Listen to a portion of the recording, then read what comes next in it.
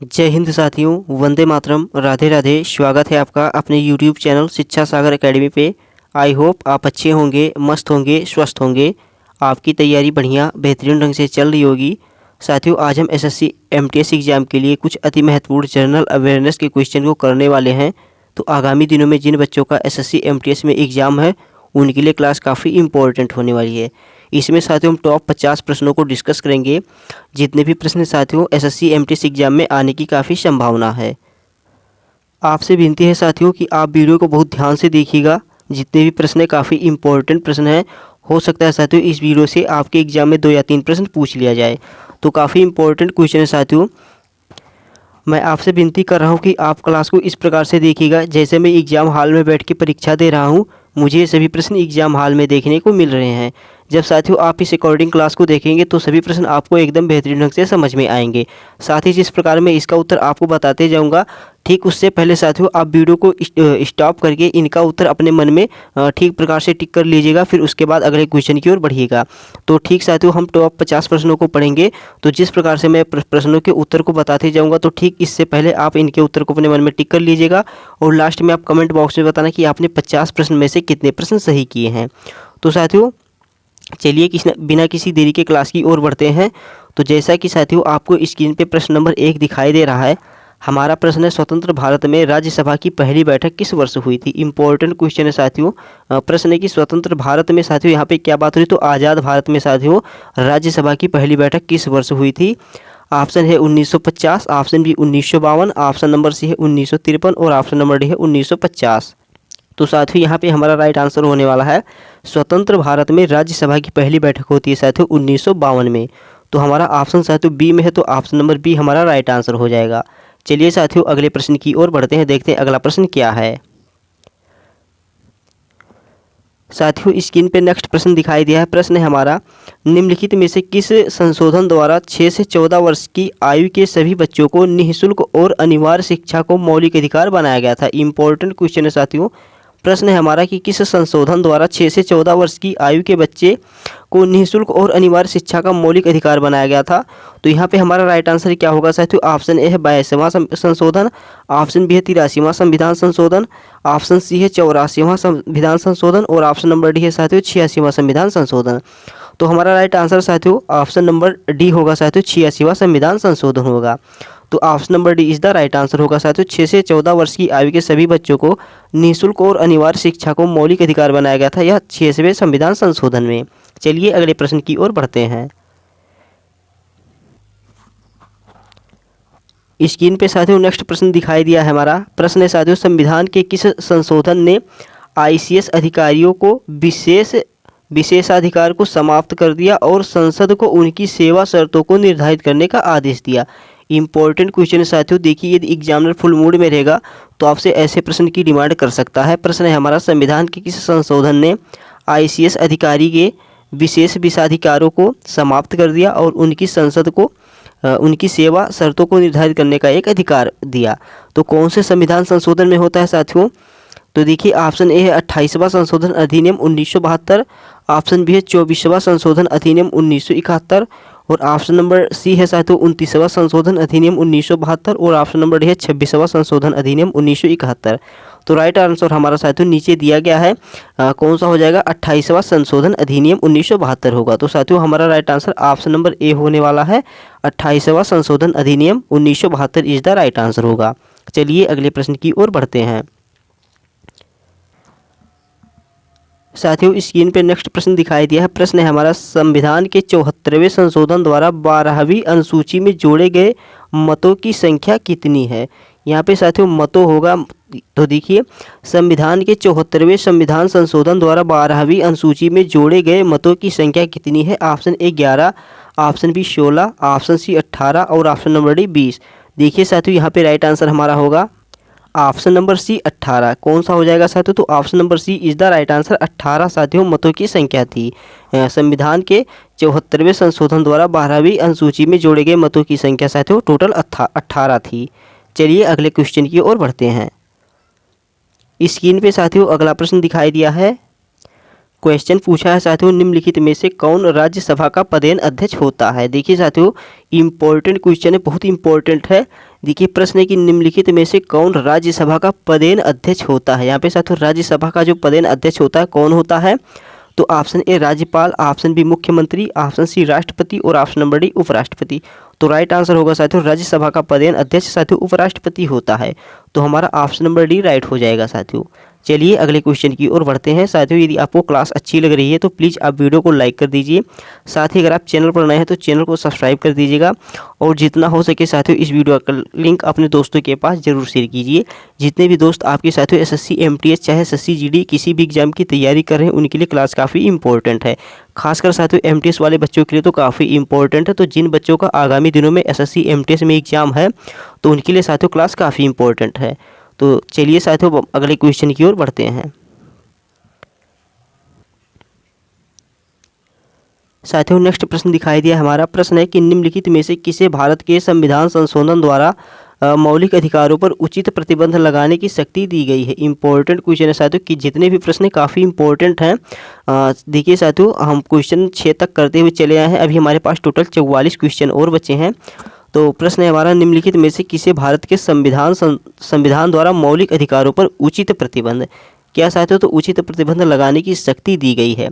तो ये दी गई साथियों किसके पास, तो संसद के पास है। इंपॉर्टेंट क्वेश्चन साथियों ध्यान से देखिएगा क्लास को। तो यहाँ पे प्रश्न पूछा है किसे भारत के संविधान द्वारा मौलिक अधिकारों पर उचित प्रतिबंध लगाने की शक्ति दी गई है, तो यह है साथियों संसद को। तो ऑप्शन नंबर बी हमारा राइट आंसर हो जाएगा। साथियों स्क्रीन पे नेक्स्ट क्वेश्चन दिखाई दिया हमारा। प्रश्न है हमारा अपने कार्यालय की शक्तियों के प्रयोग के लिए राष्ट्रपति को किसके प्रति जवाबदेह बनाया गया है। देखिए साथियों क्वेश्चन है हमारा फिल इन द ब्लैंक यानी रिक्त स्थानों की पूर्ति के टाइप में पूछा गया क्वेश्चन है। अपने कार्यालय की शक्तियों के प्रयोग के लिए राष्ट्रपति को किसके प्रति जवाबदेह बनाया गया है, तो ऑप्शन ए है केवल सर्वोच्च न्यायालय, ऑप्शन बी भारत के केवल मुख्य न्यायाधीश और ऑप्शन नंबर सी है या तो सर्वोच्च न्यायालय या तो उच्च न्यायालय। और नेक्स्ट क्वेश्चन है साथियों ऑप्शन नंबर डी उपरोक्त में से कोई नहीं। तो यहाँ पे साथियों राइट आंसर हमारा होगा ऑप्शन नंबर डी साथियों उपरोक्त इनमें से कोई नहीं। साथियों प्रश्न था साथियों हमारा कि अपने कार्यालय की शक्तियों के प्रयोग के लिए राष्ट्रपति को किसके प्रति जवाबदेह बनाया गया है, तो इनमें से कोई नहीं साथियों। ऑप्शन नंबर डी हमारा राइट आंसर हो जाएगा।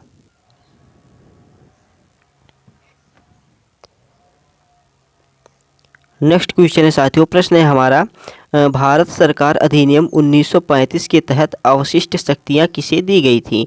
भारत सरकार अधिनियम 1935 के तहत अवशिष्ट शक्तियां किसे दी गई थी, तो राइट आंसर होगा साथियों गवर्नर जनरल या वायसराय को दी गई थी। किन्हें दी गई थी साथियों, तो भारत सरकार अधिनियम 1935 के तहत जो अवशिष्ट शक्तियां थी ये दी गई थी साथियों गवर्नर जनरल, जिसे हम वायसराय के नाम से भी जानते हैं। तो ऑप्शन नंबर बी हमारा राइट आंसर हो जाएगा। नेक्स्ट क्वेश्चन है साथियों। प्रश्न है कि निम्नलिखित में से कौन संविधान सभा की महिला सदस्य नहीं थी। साथियों प्रश्न है निम्नलिखित में से कौन संविधान सभा की संविधान सभा की महिला सदस्य नहीं थी। यहाँ पे बात हो रही साथियों महिला सदस्य कौन नहीं थी। तो देखिए ऑप्शन ए है दक्षिणायनी वेलायुधन, ऑप्शन बी है बेगम एजाज रसूल और ऑप्शन नंबर सी लीला राय और option number D Nellie Sengupta. तो देखिए क्वेश्चन है हमारा कि निम्नलिखित में से कौन संविधान सभा की महिला सदस्य नहीं थी, तो नहीं थी साथियों कौन, तो नेल्ली सेन गुप्ता राइट आंसर हो जाएगा हमारा।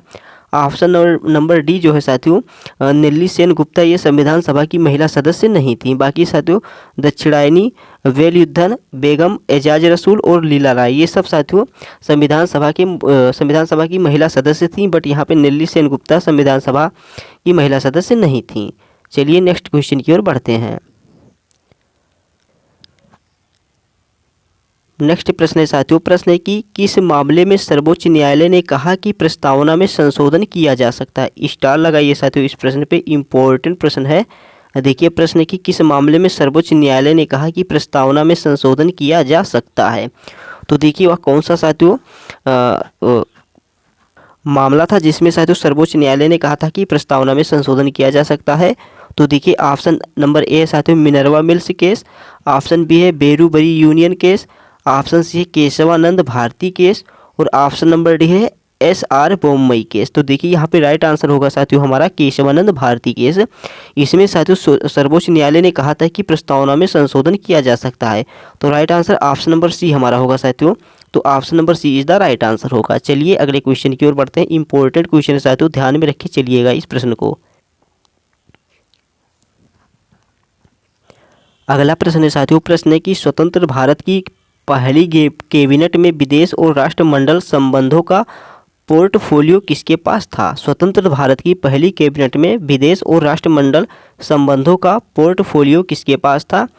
तो ऑप्शन ए साथियों जवाहरलाल नेहरू। तो हमारा right answer option number A ही हो जाएगा साथियों, जवाहरलाल नेहरू। चलिए नेक्स्ट क्वेश्चन की ओर पढ़ते हैं। नेक्स्ट क्वेश्चन है साथियों, प्रश्न है साइमन कमीशन की सिफारिशों को निम्नलिखित में से किसमें शामिल किया गया था। ऑप्शन ए भारत सरकार अधिनियम 1935, ऑप्शन बी माउंटबेटन योजना, ऑप्शन सी भारतीय स्वतंत्रता अधिनियम 1947 और ऑप्शन डी अगस्त प्रस्ताव। तो देखिए साथियों क्या होगा हमारा राइट आंसर, साइमन कमीशन की सिफारिशों को निम्नलिखित में से किसमें शामिल किया गया था। तो यह था साथियों भारत सरकार अधिनियम 1935 था। कौन सा था साथियों, तो भारत सरकार अधिनियम 1935। तो ऑप्शन नंबर ए हमारा राइट आंसर हो जाएगा। तो option A is the right answer साथियों, भारत सरकार अधिनियम 1935 ये हमारा राइट आंसर होगा। इसमें साथियों साइमन कमीशन की सिफारिशों को शामिल किया गया था। चलिए अगले प्रश्न की ओर बढ़ते हैं। नेक्स्ट क्वेश्चन है साथियों, प्रश्न है हमारा, किस अधिनियम ने लंदन में भारत के लिए उच्चायुक्त का एक नया कार्यालय बनाया और उसे भारत के राज्य सचिव द्वारा किए गए कुछ कार्यों को स्थानांतरित कर दिया। तो देखिए साथियों प्रश्न हमारा, किस अधिनियम ने लंदन में भारत के लिए उच्चायुक्त का एक नया कार्यालय बनाया और उसे भारत के राज्य सचिव द्वारा किए गए कुछ कार्यों को स्थानांतरित कर दिया। तो ऑप्शन ए भारत परिषद अधिनियम 1909, ऑप्शन बी भारत सरकार अधिनियम 1919, ऑप्शन सी भारत सरकार अधिनियम 1935 और ऑप्शन नंबर डी साथियों भारतीय स्वतंत्रता अधिनियम 1947। तो देखिए साथियों यहाँ पे हमारा राइट आंसर होगा भारत सरकार अधिनियम 1919। साथियों कौन सा, तो भारत सरकार अधिनियम 1919 इज द राइट आंसर होगा। और साथियों 1919 में हमारा एक और कांड हुआ था जो एग्जाम में काफ़ी बार पूछा जाता है और इम्पोर्टेंट क्वेश्चन है। तो 13 अप्रैल साथियों 13 अप्रैल 1919 को साथियों क्या हुआ था, तो जलियांवाला बाग हत्याकांड हुआ था। कौन सा कांड साथियों, तो जलियांवाला बाग हत्याकांड हुआ था साथियों। तो ये काफ़ी इंपॉर्टेंट है, एग्जाम में आपसे प्रश्न पूछा जा सकता है कि जलियांवाला बाग हत्याकांड कब हुआ। तो साथियों यह 13 अप्रैल 1919 को हुआ था। तो साथियों ध्यान में रख के चलिएगा इस क्वेश्चन को। और हमारा प्रश्न था कि किस अधिनियम ने लंदन में भारत के लिए उच्चायुक्त का एक नया कार्यालय बनाया था और उसे भारत के राज्य सचिव द्वारा, किसके द्वारा साथियों, तो भारत के राज्य सचिव द्वारा किए गए कुछ कार्यों को स्थानांतरित यानी ट्रांसफ़र कर दिया। तो ये था साथियों हमारा भारत सरकार अधिनियम 1919। और साथियों 1919 में हमारा जलियांवाला बाग हत्याकांड भी हुआ था। तो 13 अप्रैल 1919 को हुआ था साथियों, ध्यान में रख के चलिएगा। चलिए अगले क्वेश्चन की ओर बढ़ते हैं।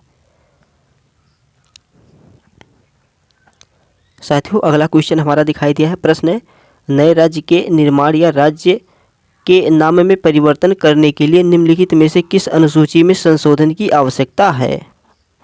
ऑप्शन ए है साथियों हमारा पहला, ऑप्शन बी दूसरा, ऑप्शन सी तीसरा और ऑप्शन नंबर डी चौथा। तो प्रश्न है साथियों नए राज्य के निर्माण या राज्य के नाम में परिवर्तन करने के लिए निम्नलिखित में से किस अनुसूची में संशोधन की आवश्यकता है। तो साथियों ऑप्शन नंबर ए पहला। तो साथियों ऑप्शन नंबर ए हमारा राइट आंसर हो जाएगा साथियों। अनुसूची संशोधन में साथियों प्रश्न है हमारा कि नए राज्य के निर्माण, देखिए साथियों नया राज्य का निर्माण या नए राज्य के नाम के परिवर्तन के लिए किस अनुसूची में संशोधन की आवश्यकता है। तो हमारा आंसर होगा साथियों पहला अनुसूची। तो option number A is the right answer होगा। चलिए अगले प्रश्न की ओर बढ़ते हैं। अगला क्वेश्चन है साथियों, स्टार लगाइए पहले प्रश्न पे, इंपॉर्टेंट प्रश्न है, क्या पता एग्जाम में छप जाए यह प्रश्न साथियों। तो प्रश्न है कि मौलिक अधिकार के संबंध में निम्नलिखित में से कौन सा कथन सत्य है।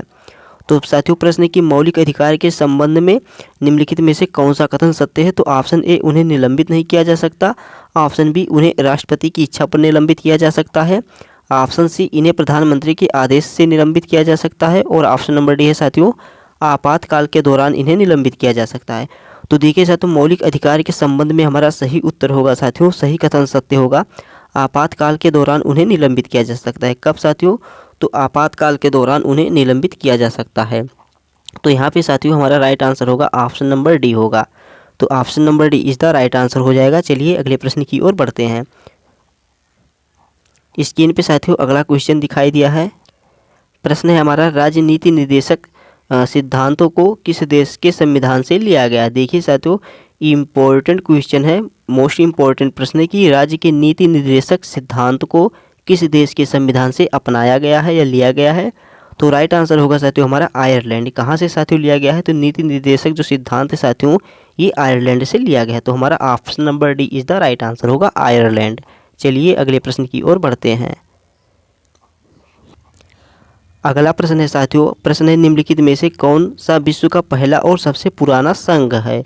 तो देखिए साथियों प्रश्न है निम्नलिखित में से कौन सा विश्व का सबसे पहला और सबसे पुराना संघ है?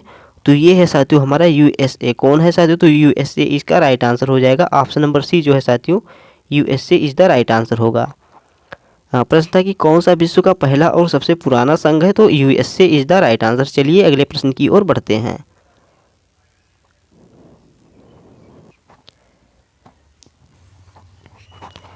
स्क्रीन पे साथियों नेक्स्ट क्वेश्चन दिखाई दिया है। प्रश्न है कौन तय करता है कि लाभ का पद क्या है? तो साथियों प्रश्न है हमारा इंपॉर्टेंट क्वेश्चन है कि कौन तय करता है कि लाभ का पद क्या है? तो राइट आंसर होगा साथियों यहाँ पे हमारा ऑप्शन नंबर बी संसद। साथियों संसद जो है ये तय करता है कि लाभ का पद क्या होगा। तो ऑप्शन नंबर बी यहाँ पे हमारा राइट आंसर हो जाएगा।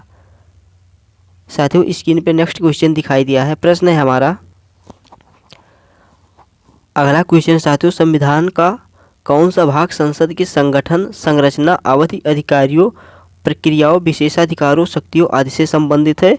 तो यहाँ पे राइट आंसर हमारा ऑप्शन नंबर बी होगा साथियों। भाग बी जो है साथियों यहाँ पे बी होगा। तो हमारा right answer option number B होगा साथियों। प्रश्न है हमारा कि संविधान का कौन सा भाग संसद के संगठन, संरचना, अवधि, अधिकारियों, प्रक्रियाओं और विशेषाधिकारों, शक्तियों से आदि से संबंधित है? तो यहाँ पे right answer option number B होगा। चलिए अगले प्रश्न की ओर बढ़ते हैं। साथियों अगला क्वेश्चन है हमारा, प्रश्न है कि प्राक्कलन समिति के अध्यक्ष की नियुक्ति कौन करता है? इंपॉर्टेंट प्रश्न है कि प्राक्कलन समिति के अध्यक्ष की नियुक्ति कौन करता है? तो ऑप्शन ए राष्ट्रपति, ऑप्शन बी प्रधानमंत्री, ऑप्शन सी लोकसभा अध्यक्ष और ऑप्शन नंबर डी है साथियों लोकसभा अध्यक्ष। तो देखिए यहाँ पे हमारा राइट आंसर ना तो राष्ट्रपति होगा ना तो प्रधानमंत्री होगा, यहाँ पे साथियों लोकसभा अध्यक्ष होगा। तो यहाँ पे दो बार साथियों क्वेश्चन हमारा टाइप हो गया है। तो यहाँ पे सही उत्तर हमारा लोकसभा अध्यक्ष ही होगा साथियों। जो प्राक्कलन समिति के अध्यक्ष की नियुक्ति होता है इनकी साथियों नियुक्ति को करते हैं लोकसभा अध्यक्ष। तो option number C is the right answer होगा। नेक्स्ट क्वेश्चन है साथियों, प्रश्न है हमारा कि जनहित याचिका की अवधारणा किस देश में उत्पन्न हुई? इंपॉर्टेंट प्रश्न है कि जनहित याचिका की अवधारणा किस देश में उत्पन्न हुई? तो राइट आंसर होगा साथियों यूएसए। कौन होगा साथियों? तो यूएसए होगा यानी अमेरिका। तो ऑप्शन नंबर डी इस द राइट आंसर होगा, इसे साथियों हम अमेरिका के नाम से भी जानते हैं। तो ऑप्शन नंबर डी हमारा साथियों राइट आंसर हो जाएगा कि जनहित याचिका की अवधारणा साथियों अमेरिका में उत्पन्न होती है। चलिए अगले क्वेश्चन की ओर बढ़ते हैं। अगला प्रश्न है साथियों, प्रश्न की राज्यपाल के रूप में किसी व्यक्ति की नियुक्ति के लिए योग्यताएं क्या हैं? देखिए राज्यपाल के रूप में किसी व्यक्ति की नियुक्ति के लिए योग्यताएं क्या हैं? ऑप्शन ए वह भारत का नागरिक होना चाहिए, ऑप्शन बी उसे 45 वर्ष की आयु पूरी करनी चाहिए, ऑप्शन सी उसे विधायक के रूप में सेवा करनी चाहिए और ऑप्शन नंबर डी उसे कम से कम स्नातक होना चाहिए। यहाँ पे साथियों हमारा ए ऑप्शन नहीं होगा, हमारा राइट आंसर होगा ऑप्शन नंबर ए होगा कि राज्यपाल के रूप में किसी व्यक्ति की नियुक्ति के लिए योग्यताएं जो होती हैं साथियों, पहले तो वह भारत का नागरिक होना चाहिए। तो ऑप्शन नंबर ए हमारा राइट आंसर होगा। यहाँ पे साथियों 45 वर्ष की आयु की प्रक्रिया, उसे विधायक के रूप में सेवा और कम से कम स्नातक, इससे नहीं मतलब है। यहाँ पे हमारा क्वेश्चन है साथियों कि राज्यपाल के रूप में किसी व्यक्ति की नियुक्ति के लिए योग्यताएं क्या हैं? तो वह भारत का नागरिक होना चाहिए। यहाँ पे इस प्रश्न में साथियों ऑप्शन के हिसाब से तो हमारा ऑप्शन ए ही सही होगा। तो यहाँ पे साथियों ऑप्शन के अकॉर्डिंग ऑप्शन नंबर ए हमारा राइट आंसर हो जाएगा। चलिए अगले प्रश्न की ओर बढ़ते हैं, देखते हैं अगला प्रश्न क्या है। नेक्स्ट क्वेश्चन है साथियों, राज्य चुनाव आयुक्त के संबंध में राज्यपाल की क्या शक्तियाँ हैं? देखिए साथियों राज्य चुनाव आयुक्त के संबंध में राज्यपाल की क्या शक्तियाँ हैं? ऑप्शन ए वह राज्य चुनाव आयुक्त को हटा सकता है, ऑप्शन बी वह राज्य चुनाव आयुक्त के कार्यालय का कार्यकाल तय करता है, ऑप्शन सी वह राजस्व चुनाव आयुक्त नियुक्त नहीं करता और ऑप्शन नंबर डी इनमें से कोई नहीं। तो देखिए साथियों प्रश्न है कि प्रश्न साथियों राज्य चुनाव आयुक्त के संबंध में राज्यपाल की क्या शक्तियां हैं? तो जो साथियों राज्य चुनाव आयुक्त होता है इसके संबंध में राज्यपाल की शक्तियां होती हैं साथियों, ये है राज्य चुनाव आयुक्त के कार्यालय का कार्यकाल तय करता है। तो क्या करता है साथियों, राज्य चुनाव आयुक्त के कार्यालय का कार्यकाल तय करता है। तो ऑप्शन नंबर बी हमारा यहाँ पे राइट आंसर होगा। चलिए अगले प्रश्न की ओर बढ़ते हैं। अगला प्रश्न साथियों काफ़ी इंपॉर्टेंट क्वेश्चन है। प्रश्न की मुख्यमंत्री के वेतन और भत्ते कौन तय करता है। इंपॉर्टेंट क्वेश्चन साथियों, एग्जाम में प्रश्न पूछा जा सकता है। तो मुख्यमंत्री का जो साथियों वेतन और भत्ता होता है, इसको तय करता है साथियों राज्य विधानमंडल। तो ऑप्शन नंबर डी साथियों यहाँ पे राइट आंसर होगा। मुख्यमंत्री के वेतन और भत्ते को तय करता है राज्य विधानमंडल। तो option number D is the right answer. चलिए नेक्स्ट क्वेश्चन की ओर बढ़ते हैं। साथियों स्क्रीन पे नेक्स्ट क्वेश्चन दिखाई दिया है। प्रश्न है हमारा, निम्नलिखित में से कौन सा सर्वोच्च न्यायालय और उच्च न्यायालय दोनों के अधिकार क्षेत्र में आता है। तो साथियों राइट आंसर हमारा क्या होगा कि कौन सा सर्वोच्च न्यायालय और उच्च न्यायालय दोनों के अधिकार क्षेत्र में आता है। तो ये है साथियों मौलिक अधिकारों का संरक्षण जो है साथियों, ये साथियों सर्वोच्च न्यायालय और उच्च न्यायालय दोनों के अधिकार क्षेत्र में आता है। तो option number C is the right answer होगा। काफ़ी इंपॉर्टेंट क्वेश्चन है साथियों, ध्यान में रख के चलिएगा इस प्रश्न को। चलिए अगले प्रश्न की ओर बढ़ते हैं, देखते हैं अगला प्रश्न क्या है। स्क्रीन पे साथियों नेक्स्ट क्वेश्चन है हमारा। प्रश्न है कि निम्नलिखित में से कौन से ग्राम न्यायालयों की स्थापना के कारण थे। साथियों ग्राम न्यायालयों की स्थापना के प्रमुख कारण क्या थे। तो ऑप्शन ए साथियों देखिए गरीबी और वंचितों की न्याय तक पहुंच। ऑप्शन बी भारत के विधि आयोग ने ग्राम न्यायालय पर अपनी 114वीं रिपोर्ट में ग्राम न्यायालयों की स्थापना का सुझाव दिया। और ऑप्शन सी है साथियों गरीबों को न्याय उनके द्वार पर। तो देखिए साथियों यहाँ पे कूट का हमें क्वेश्चन चूज करना है। तो अब यहाँ पे हमारा ऑप्शन स्टार्ट होता है। ऑप्शन देखिए साथियों हमारा ऑप्शन है, नीचे दिए गए कूट में से सही विकल्प का चयन करें। ऑप्शन ए है केवल एक और ऑप्शन बी है साथियों 1 और 2। और यहाँ पे साथियों देखते हैं तो ऑप्शन हमारा साथियों यहाँ पे हट गया है। यहाँ पे ऑप्शन सी होगा साथियों 1, 2 और 3। तो देखिए जो यहाँ पे हमारे ऑप्शन ए है साथियों गरीबों और वंचितों की न्याय तक पहुँच। भारत के विधि आयोग ने ग्राम न्यायालय पर 114वीं रिपोर्ट में ग्राम न्यायालयों की स्थापना का सुझाव दिया। और ऑप्शन सी है गरीबों को न्याय उनके द्वार पर। तो ये जितने भी हैं साथियों ये सभी प्रमुख कारण थे ग्राम न्यायालयों की स्थापना की। तो यहाँ पे हमारा साथियों सही उत्तर होगा कथन 1, कथन 2 और कथन 3। तो यहाँ पे साथियों जो ऑप्शन सी छूट गया हमारा वही यहाँ पे होने वाला था। तो ऑप्शन सी साथियों जो ये गरीबों और वंचितों की न्याय ये भी हमारा सही है। ऑप्शन 2 वाला जो कथन ये भी सही है और ऑप्शन 3 वाला जो कथन है ये भी सही है। तो हमारा राइट आंसर साथियों ऑप्शन नंबर सी होगा यहाँ पे। चलिए अगले प्रश्न की ओर बढ़ते हैं, देखते हैं अगला प्रश्न क्या है। अगला प्रश्न साथियों, प्रश्न है हमारा ग्राम न्यायालय निम्नलिखित में से किसके द्वारा निर्देशित होता है। तो देखिए साथियों प्रश्न है ग्राम न्यायालय किसके द्वारा निर्देशित होता है। ऑप्शन ए भारतीय साक्ष्य अधिनियम 1872। ऑप्शन बी प्राकृतिक न्याय के सिद्धांत। ऑप्शन सी भारतीय दंड संहिता। और ऑप्शन नंबर डी है भारतीय साक्ष्य अधिनियम 1888।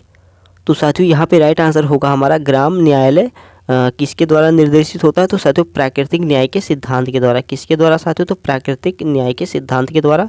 तो यहाँ पे ऑप्शन नंबर बी हमारा राइट आंसर होगा। साथियों अगर आपको क्लास अच्छी लग रही है तो प्लीज़ आप वीडियो को लाइक कर दीजिए। साथ ही अगर आप चैनल पर नए हैं तो चैनल को सब्सक्राइब करके बेल आइकन को ऑन कर दीजिएगा। और जितना हो सके साथियों इस वीडियो का लिंक अपने दोस्तों के पास ज़रूर शेयर कीजिएगा। आगामी दिनों में जिन बच्चों का एसएससी एमटीएस में एग्ज़ाम है तो उनके लिए काफ़ी इंपॉर्टेंट क्लास है साथियों। वीडियो को इग्नोर करके मत देखिएगा, जितने भी प्रश्न काफ़ी इंपॉर्टेंट है। एग्ज़ाम का साथियों कोई पता नहीं कोई क्वेश्चन कहाँ से किस प्रकार से पूछ लिया जाए। तो जितने भी प्रश्न होते हैं काफ़ी इंपॉर्टेंट होते हैं। किसी भी प्रश्न को साथियों आप हल्के में लेके मत चलिएगा। चलिए अगले प्रश्न की ओर बढ़ते हैं, देखते हैं अगला प्रश्न क्या है। नेक्स्ट क्वेश्चन है साथियों, पेशा अधिनियम या विस्तार अधिनियम निम्नलिखित में से किस वर्ष अधिनियमित किया गया था, यानी पारित हुआ था। तो पहले तो साथियों इम्पोर्टेंट क्वेश्चन है जो यहाँ पे पूछा है हमारा साथियों, पेशा जो है साथियों पेशा अधिनियम या विस्तार अधिनियम निम्नलिखित में से किस वर्ष अधिनियमित किया गया था। तो राइट आंसर होगा साथियों 1996। तो ऑप्शन नंबर ए यहाँ पे हमारा राइट आंसर हो जाएगा। चलिए अगले प्रश्न की ओर बढ़ते हैं। प्रश्न है हमारा साथियों यहाँ पे अनुसूचित क्षेत्र समिति द्वारा किस प्रकार के क्षेत्रों का प्रशासन किया जाता है। तो ऑप्शन ए है औद्योगिकीकरण के कारण तेजी से विकासशील शहर। ऑप्शन बी राज्य सरकार द्वारा महत्वपूर्ण माना जाने वाला शहर। तो यहाँ पे सही उत्तर हमारा ऑप्शन ए और ऑप्शन नंबर बी दोनों हो जाएगा साथियों। तो option number C is the यहाँ पे करेक्ट होगा दोनों साथियों। चलिए अगले प्रश्न की ओर बढ़ते हैं। नेक्स्ट क्वेश्चन दिखाई दिया है साथियों, प्रश्न है हमारा स्थानीय सरकार की केंद्रीय परिषद की स्थापना कब की गई थी। तो यहाँ पे राइट आंसर हमारा क्या होगा साथियों, option A 1947, option B 1954, option C 1950, option number D 1945। तो स्थानीय सरकार की केंद्रीय परिषद की स्थापना कब की गई थी। तो ये की गई थी साथियों 1954 में। कब होती है साथियों, तो 1954 में होती है। तो ऑप्शन नंबर बी हमारा यहाँ पे राइट आंसर हो जाएगा। अगला क्वेश्चन है साथियों, प्रश्न 31 से अंडमान और निकोबार द्वीप समूह किस उच्च न्यायालय क्षेत्र के अधिकार क्षेत्र में आते हैं? तो यहाँ पे राइट आंसर हमारा क्या हो जाएगा साथियों? Option A Calcutta, option B Orissa, option C Madras, option D है आंध्र प्रदेश। तो देखिए साथियों, अंडमान निकोबार द्वीप समूह किस उच्च न्यायालय अधिकार के क्षेत्र में आते हैं? तो सही उत्तर होगा साथियों यहाँ पे हमारा कलकत्ता। तो ऑप्शन नंबर ए हमारा राइट आंसर हो जाएगा साथियों, कलकत्ता। अगला क्वेश्चन है साथियों, प्रश्न निम्नलिखित में से किस अनुच्छेद में अधीनस्थ न्यायालयों के संगठन को विनियमित करने के प्रावधान हैं? तो सही उत्तर होगा साथियों यहाँ पे अनुच्छेद 233 से 237। तो option number A is the right answer होगा साथियों। प्रश्न था कि किस अनुच्छेद में अधीनस्थ न्यायालयों के संगठन को विनियमित करने के प्रावधान है? तो अनुच्छेद 233 से 237। नेक्स्ट क्वेश्चन है साथियों, कौन सा अनुच्छेद समाज के गरीब और कमजोर वर्गों को मुफ्त कानूनी सहायता प्रदान करता है और सभी के लिए न्याय सुनिश्चित करता है? तो सही उत्तर क्या होगा साथियों? पहले तो प्रश्न हमारा है साथियों, कौन सा अनुच्छेद समाज के गरीब और कमजोर वर्गों को मुफ्त कानूनी सहायता प्रदान करता है और सभी के लिए न्याय सुनिश्चित करता है? तो सही उत्तर होगा साथियों अनुच्छेद 39A। कौन सा साथियों? तो अनुच्छेद 39A जो है साथियों ये हमारा राइट आंसर हो जाएगा।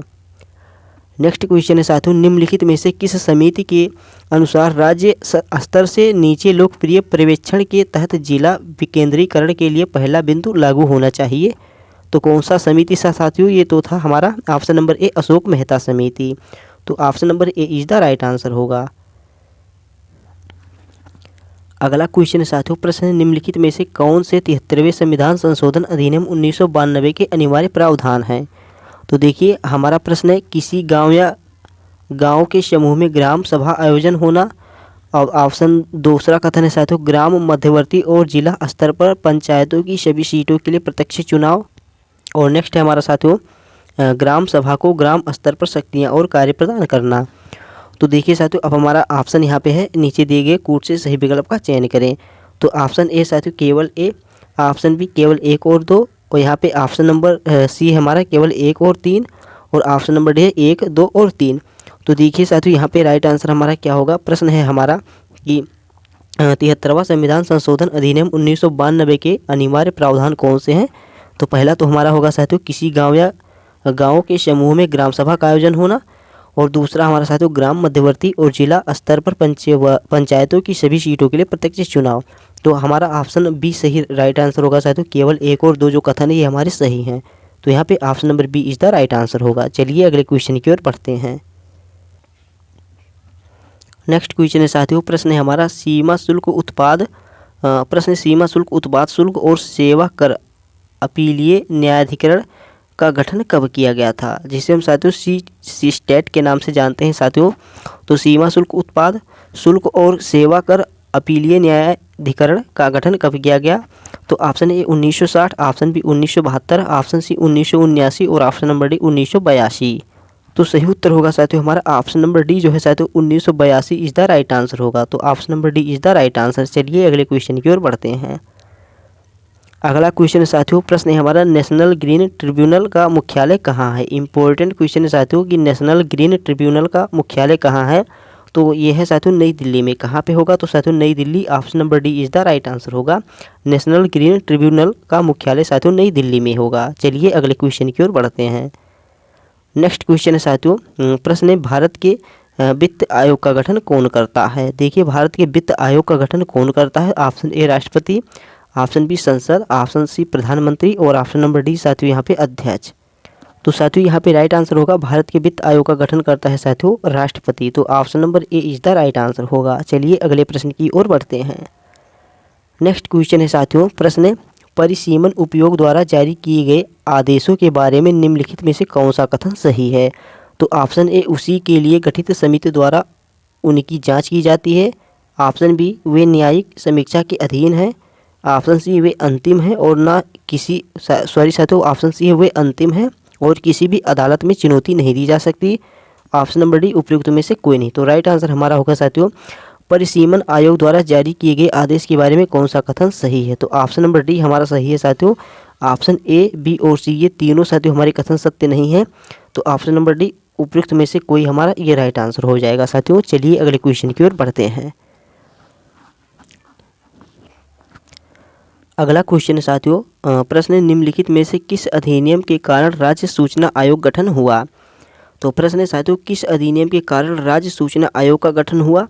तो सही उत्तर होगा हमारे यहाँ पे साथियों ऑप्शन नंबर ए, 2005 की सूचना का अधिकार अधिनियम। तो option number A is the right answer होगा। चलिए अगले प्रश्न की ओर बढ़ते हैं। स्क्रीन पे साथियों नेक्स्ट क्वेश्चन है, राज्य के महाधिवक्ता को हटाने का अधिकार किसे है।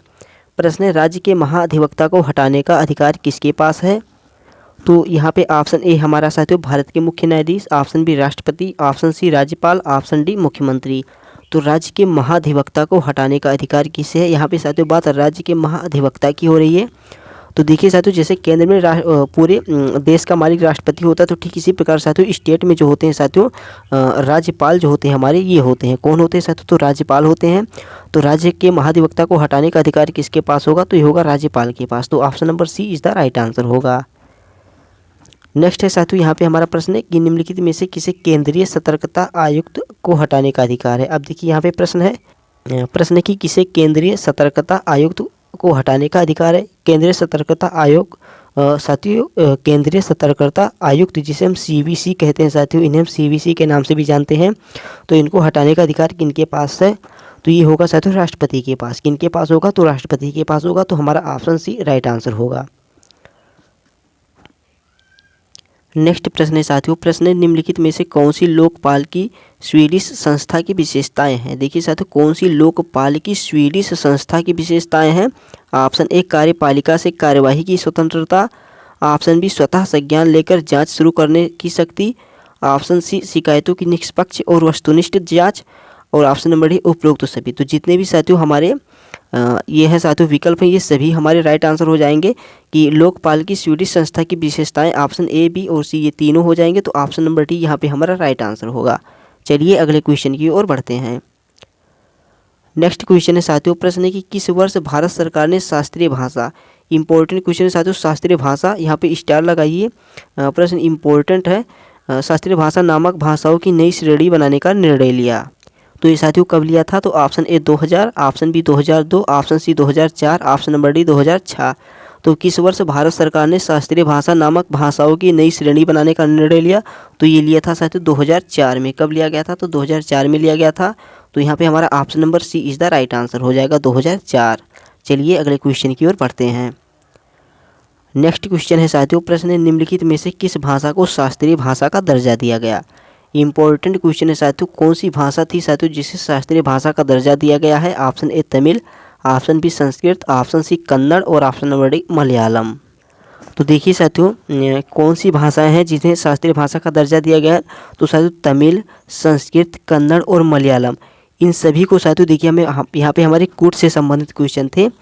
तो नीचे दिए गए कूट से सही विकल्प का चयन करें। तो केवल 1 और 2, केवल 1 और 3 और केवल 1, 2 और 3 और ऑप्शन नंबर डी केवल 1, 2, 3 और 4। तो यहाँ पे सही उत्तर हमारा कूट का है साथियों, तो ऑप्शन नंबर डी होगा साथियों 1, 2, 3, 4। जो जितनी भी भाषाएं यहाँ पे हैं साथियों तमिल, संस्कृत, कन्नड़ और मलयालम, इन सभी भाषाओं को साथियों शास्त्रीय भाषा का दर्जा दिया गया है। तो ये चारों की चारों भाषाएं साथियों हमारी शास्त्रीय भाषा की दर्जा में शामिल है। तो यहाँ पे हमारा राइट आंसर होगा 1, 2 और 3, 4। चलिए अगले क्वेश्चन की ओर बढ़ते हैं।